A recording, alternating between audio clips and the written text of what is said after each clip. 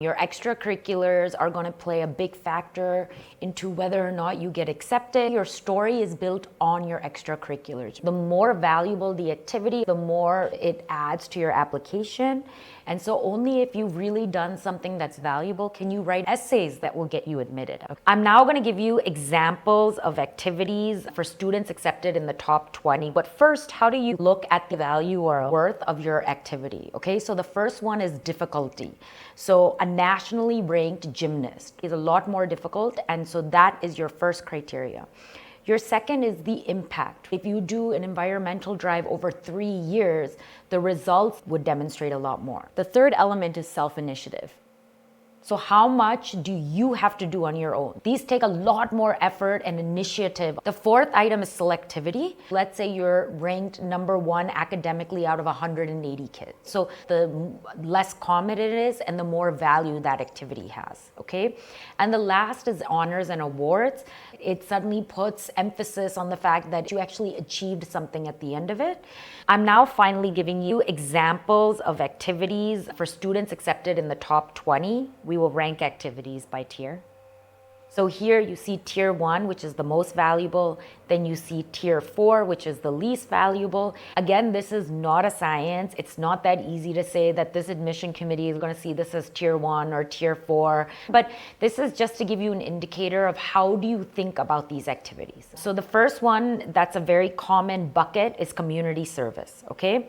So basically, here I've given the activity, then I've given the description and the tiers. So a lake rejuvenation project, somebody spearheaded this project with over 2 years and they got 100 volunteers together. They were published in newspapers. They got a Karnataka Legislative Assembly directive that said that we should protect this lake. So that's tier 2. It could maybe even move up to a tier 1 once you hear the even more detailed specifics of what happened. Next, a climate change initiative. So distributed 400 climate change brochures to your society. Now the issue is this is tier 4 because I don't know what the impact is. I don't know if you just took a bunch of brochures and you left them on the counter and people picked them up. I don't know if people read them or they threw away in the garbage, right? What was the outcome and how difficult is it really? So again, a low impact activity. So the next one is a Sparsha Trust orphanage where somebody worked with orphaned girls 10 to 13 years of age. I gave this a tier 2 because she was doing it for several years. She was coming up with her own curriculum and programs. She was trying to add art into the way that she taught it to make it more innovative. And so she was taking initiative and making it more difficult than just taking a standard printout of a worksheet. It's not just the activity, it's what you've actually achieved in that activity, right? What's the outcome? How much effort did you put in? The second big bucket that you see kids participating in are internships. Internships are, again, a little tricky. So in general, most AdCom committees know that you're getting an internship through your parents' network. Most organizations are not going to hire a 15, 16-year-old. Because of that, you might not see it getting ranked very high in terms of tiers. For example, the first one is Indian Institute of Science. So she was a research assistant, this student, and she was selected out of 150 children. So again, that selectivity is what took it up to a tier 2, okay? So a Google or a Facebook, obviously not everybody gets to work there, and that selectivity makes it a more valuable extracurricular.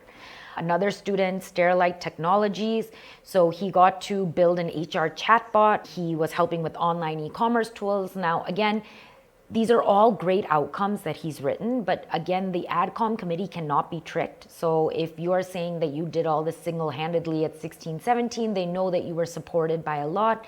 You probably got it through your parents' network. It's not that difficult. It's not that, let's say, selective, but yes, there is self-initiative involved. There is some impact to the organization, so tier 3. And the last one here is breach candy, so shadow 3 doctors over 2 days. Again, this would be a tier 4 because there's no commitment. You haven't contributed anything. All you're doing is following someone around, right? The next third big bucket that we see is summer programs, okay? Again, paid online summer school, Wharton Future of Business, okay? So this is a paid program, but it's still application based, okay? However, majority of students get in, and so it's tier 3, okay? The next one is Youth Creativity Innovation at Stanford. This is tier 4 because it's not conducted by Stanford Resources. It's paid. Anybody could have attended it. There's no application process. Anybody who wants to go can go. So that reduces the value of it. And the last one is the Stanford University SUMAC. So 40 participants are accepted. It's a 6% acceptance rate. Admissions believe that if you can get into a program with 6% acceptance rate, it says a lot about you. And so this is considered a tier 1 activity. There are about 15 such programs in the United States that accept less than 10% of children, and all of those would be tier 1, okay? The fourth big bucket we see is research papers. So research papers, again, the first one is you're an independent researcher. So a child wrote the compliance of minimum wage of domestic workers in India. So you don't get to attach your paper onto your application, and so they don't actually know if the quality of what you wrote was how great, right? And therefore it's hard for them to value that very much. But yes, there's a lot of self-initiative to go out and write your own paper. So that's a tier 3. The next one is that you work with a professor. And this one was a professor who worked at the Nehru Center for Advanced Scientific Research. So again, this is a 2-3 because now there's a professor involved. So you're expecting that the quality would have been monitored. You're seeing that the student has worked a little bit harder by having somebody who they're accountable to. And so this brings the value up. And last but not least is, again, under a professor, a research program. But in this case, they were finalized at the MIT Think competition. So again, there was an honor or award at the end of it, which said that what you did was stand out and worth it. There are actually a lot of publications for teens if you research them. If you can get your research paper published in any of these competitions or publications for teens, that would add a lot, and that would take you up to a tier 1 too. Okay. The fifth bucket is sports. I keep telling you sports is my example, low-hanging fruit, but there is possible to be a tier 1. So one was a track and field. She was the top 20 India sprinter. Again, you're seeing that national level rankings. Swimming, I had a girl who swam the English Channel, and she was the youngest participant from India. Again, a lot of initiative, a lot of difficulty, very uncommon, right, to do that. The next one is soccer. So captain of your soccer team. So now, generally this would be a tier 3, but based on what you achieve. So if your team has a lot of awards or you did something outstanding with the way you motivated them. If it's just about winning the big game, that's not gonna help you. You're gonna stay at a tier 3, but if you can show some real impact that was different because you were the leader, that could impact it. And the last tier 4, so you're a member of the basketball team, right? Not much value. The sixth bucket here is a passion project, okay? This is something that you create and start entirely on your own. Nobody has even given you a framework, right? So the first one is a mental health initiative where you've educated, a student educated over 10,000 students and 50 teachers on mental health basics, okay? Tier 1. The next one is a bakery for nonprofit. Sold 20,000 cookies over 3 years, built a network of high school salespeople that were selling it in their schools. Tier 1.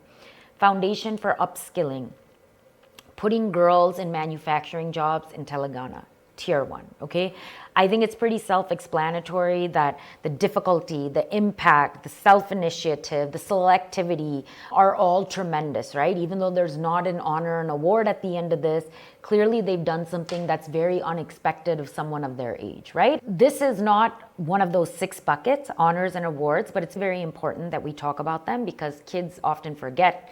And basically, even your honors and awards come out into tier 1 and tier 4, and they're generally related to some extracurricular that you had. We have of honors and awards, so international, of course, it's a tier 1. National awards are tier 2, and regional are tier 3, and then local are your tier 4, right? So you can get a sense of where your honor and activity falls there.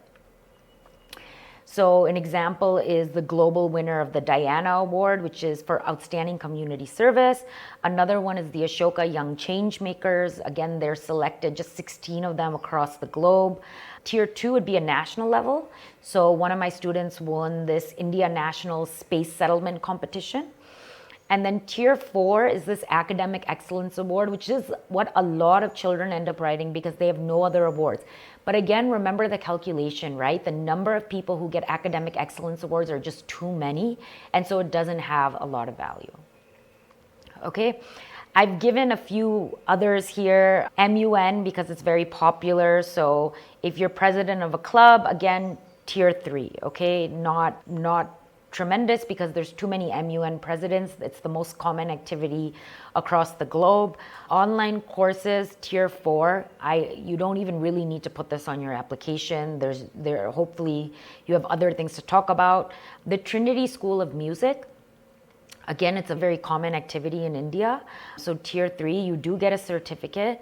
You can go up to grade level 6, but again, too many people are doing it. It's hard to win that value out of it, okay? And the last is head girl, okay, or part of your school government.